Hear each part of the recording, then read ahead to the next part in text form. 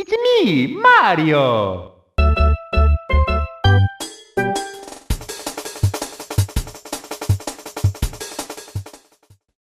Super Mario 64.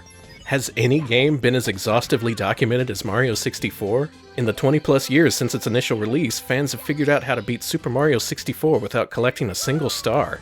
They've managed to complete major parts of the game without pressing the jump button. And so I figure for this video, we need to get creative. We need to talk about parallel universes. And if you thought my other tangents were complicated... Ah, crap, he beat me to it! There's seemingly no aspect of Super Mario 64 that hasn't been analyzed and dissected to its fullest. People love talking about this game. Upon its release in 1996, Super Mario 64 seemingly invented a new genre overnight, and in the years that followed, the 3D platformer's popularity exploded on both the Nintendo 64 and the original PlayStation, with new mascots being born, achieving fame, and going down in flames in record time. But Super Mario 64 didn't spring fully formed from Shigeru Miyamoto's forehead in June of 1996. The 3D platformer genre actually saw its genesis on the original PlayStation, and yet Mario 64's predecessors aren't often talked about these days. Today we're going to look at 4 games that defined the 3D platformer genre before Super Mario 64 launched worldwide and raised the standard. Now, first of all, I'm not going to try and claim that the 3D platformer was invented on the PlayStation. The 1991 Atari ST title Alpha Waves was among the first games to attempt a style of gameplay that incorporated floating platforms in 3D environments. It suffices to say that Alpha Waves didn't revolutionize the industry, and while a handful of PC games from the early 90s featured 3D gameplay in polygonal worlds, few of them took the form of what would nowadays be considered a 3D platformer.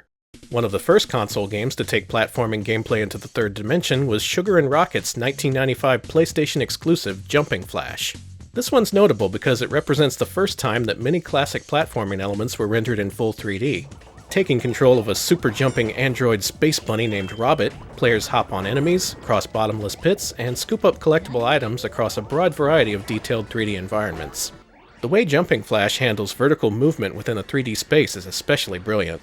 Whenever you double jump, the camera shifts downward, offering a look at the terrain below. Coupled with Robot's shadow, this allows players to traverse the game's environments quickly and with ease, effectively bringing classic platformer gameplay to the 3D realm and bridging the generational gap.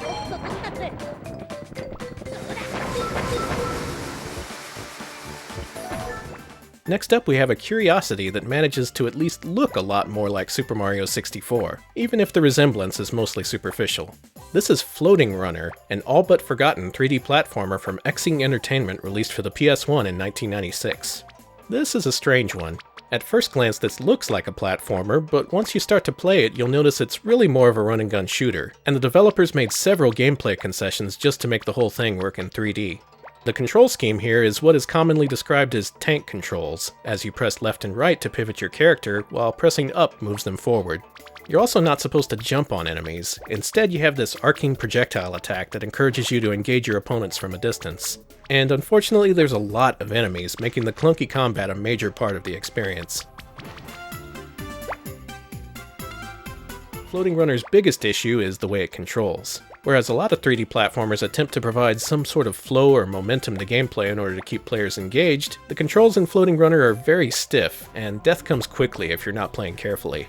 This results in a slower, clumsier, and ultimately less fulfilling game than Super Mario 64 and its successors.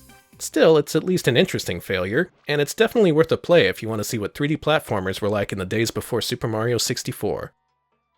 Later in 1996, Sony finally debuted a 3D mascot platformer that was specifically engineered to dethrone the kings of the genre.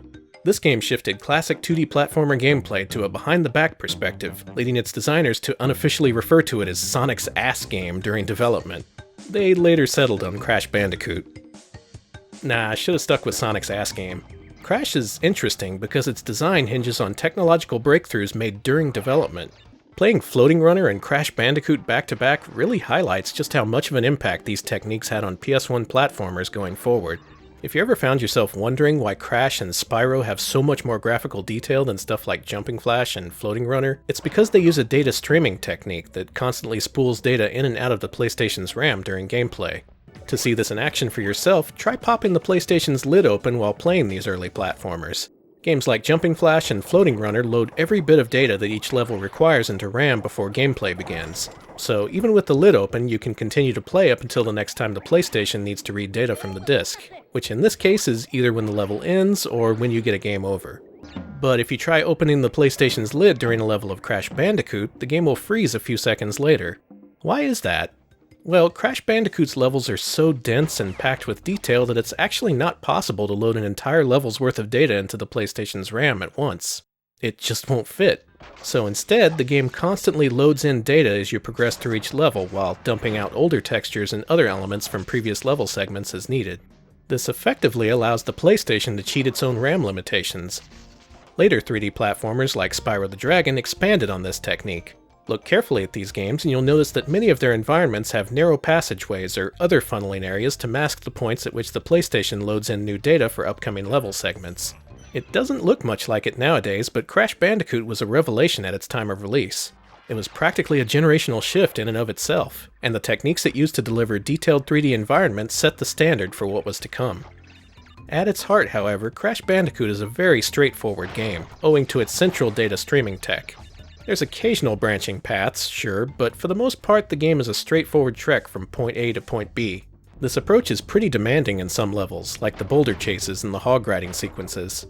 So despite the fact that Sony specifically positioned Crash Bandicoot as a competitor to Nintendo's Mario games, it doesn't really push 3D level design forward in the ways that Super Mario 64 did.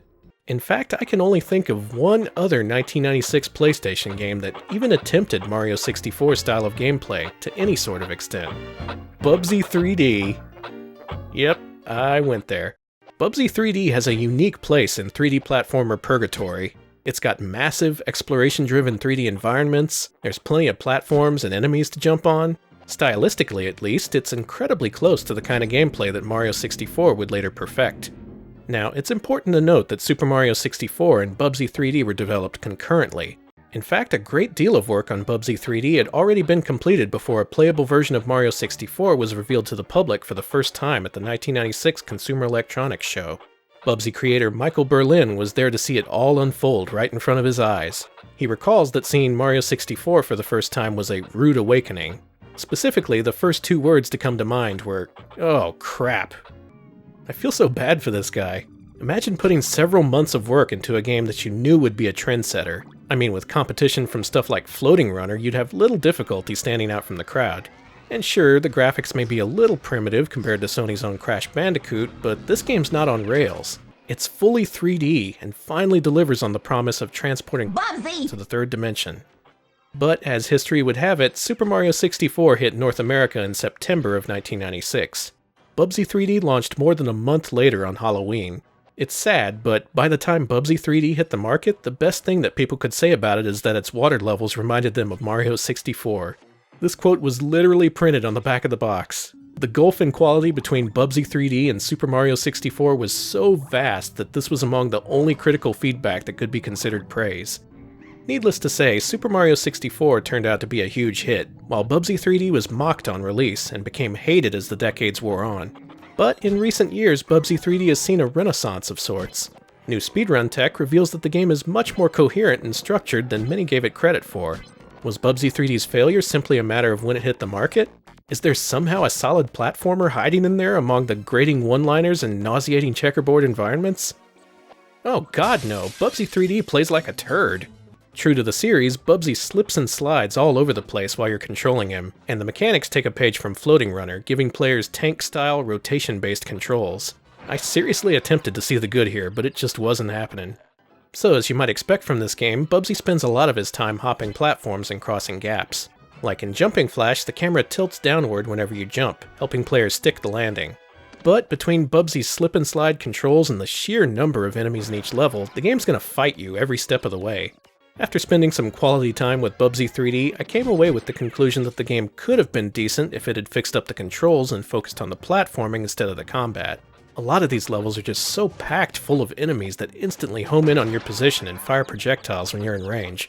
You're outnumbered, outgunned, and worst of all, you're Bubsy. I guess if nothing else, Bubsy 3D's failure serves to highlight just how much Super Mario 64 got right.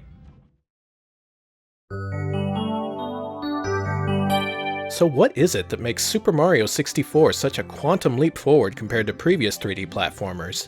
Well, hardware plays a role here, or at least partially. Mario 64 was shipped on a cartridge, and whereas groundbreaking PlayStation games like Crash Bandicoot had to rely on cutting-edge data streaming techniques to push the hardware past its limits, the Nintendo 64's cartridge format allows level data to be loaded into memory so quickly that it's almost imperceptible. Look inside the game's data and you'll find that it's incredibly compact and efficient. Take these ground textures featured in several levels in Mario 64. This stuff stretches out for virtual miles in front of the player at many points in the game, but if you look at the actual textures, they're really tiny. Coupled with the N64's built-in hardware anti-aliasing capability to stretch these textures as needed, this compactness of design allowed Nintendo to create massive in-game worlds using a minimal amount of system resources. But what really sets Mario 64 apart from the competition is its smart evolution of platformer design. Looking back at Crash Bandicoot, you can see that the game presents a pretty straightforward and obvious solution to the task of bringing side-scrolling platformers into 3D. Crash still runs forward and jumps over bottomless pits, much in the same way that Mario did back on Nintendo's 8-bit and 16-bit hardware. He just has a little bit of wiggle room as he travels forward. Nintendo, in contrast, decided to focus on the Z-axis.